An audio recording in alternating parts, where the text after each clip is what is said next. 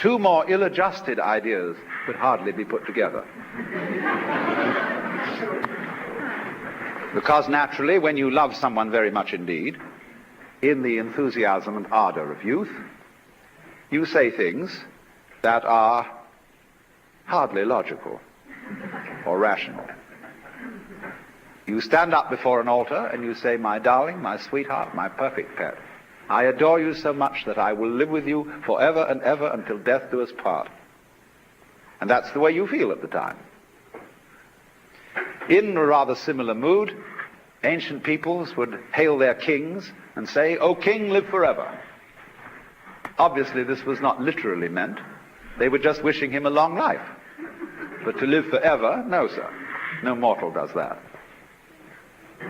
So, the trouble was, you see, that when certain kinds of extravagant poetic expressions got in the hands of people like Augustine and Tertullian, who were rather influenced by Roman literalness, they wrote it into the law books. And so this amazing situation came about. But we still have not fully explored the subtlety of it. Let us consider certain periods when this attitude of prudism towards sexuality was in an ascendancy. Nearest to our times is the bourgeois revolution, you might call it, in Victorian England and the United States. We all say Victorian as an adjective to indicate Grundyism, extreme monogamy, a definite disgust for all things sexual. And yet, when we really go into the history of the Victorian period, we find that it was an extremely lascivious epoch. One has only to look at the lushness of Victorian furniture to realize that chairs are disguised women.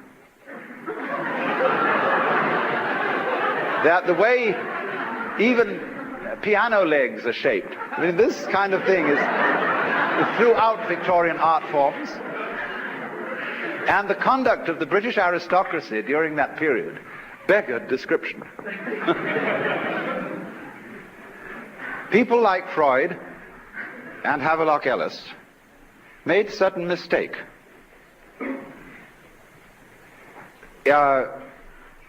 They said about the church and about religion in general that it was nothing but a form of sublimated sex. They said these people, for curious reasons, suppress sex. And therefore it becomes a very powerful force for them.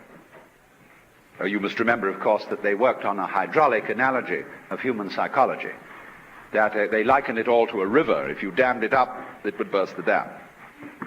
It doesn't actually follow that human psychology is hydraulic. But this is the metaphor they used.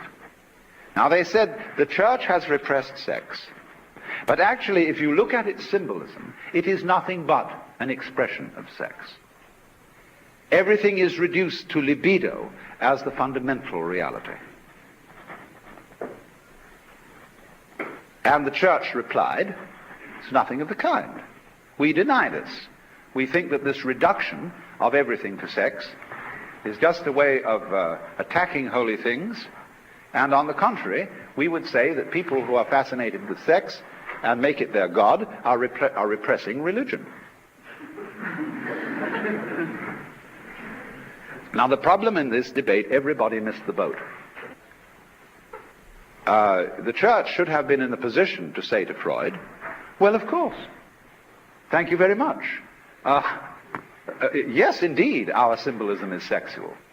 The steeples on our churches, the vesicle-shaped windows and so heraldic shields on which we put images of the crucifix or the Virgin Mother of God.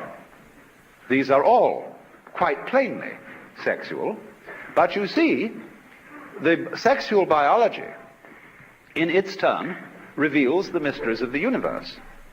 Sex is not mere sex. Sex is a holy thing.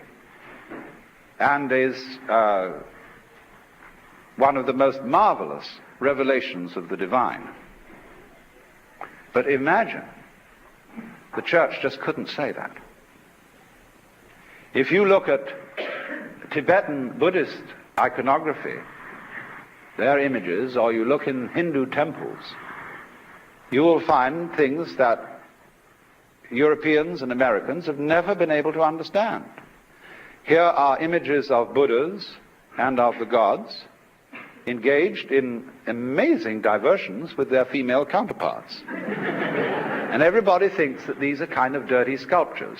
Now, they're nothing of the kind. They are saying to the people who look at them, the play of man and woman is on that level, on the level of biology, a reflection of the fundamental play of the cosmos. The play of the positive and negative principles, of the light and the dark, of the mental and the material, they all play together.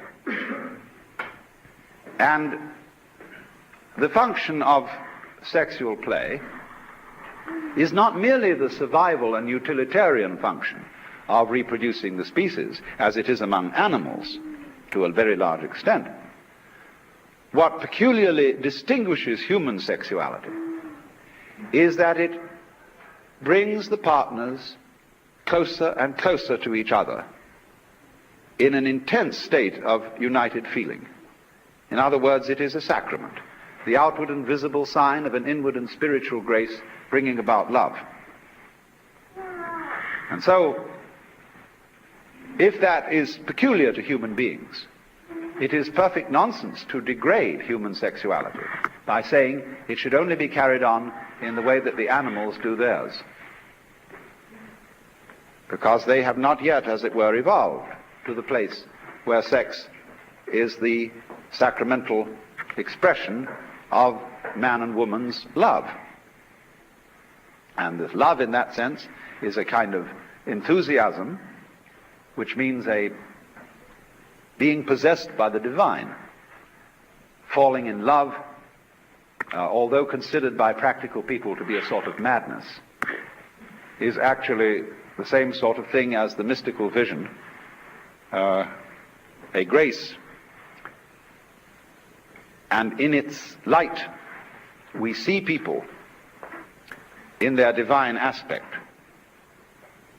When, as the song says, every little breeze whispers Louise, there is a sort of extraordinary state of mystical intoxication in which the ideal woman has become the goddess,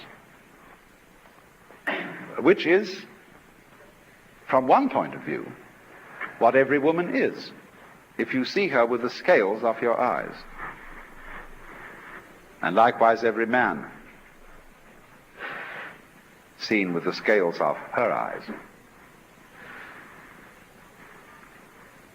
So,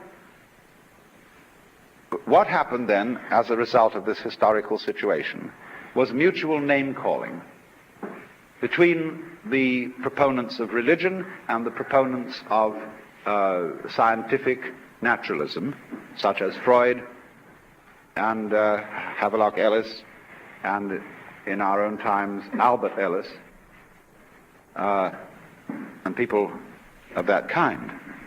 They've never got together because they've never understood,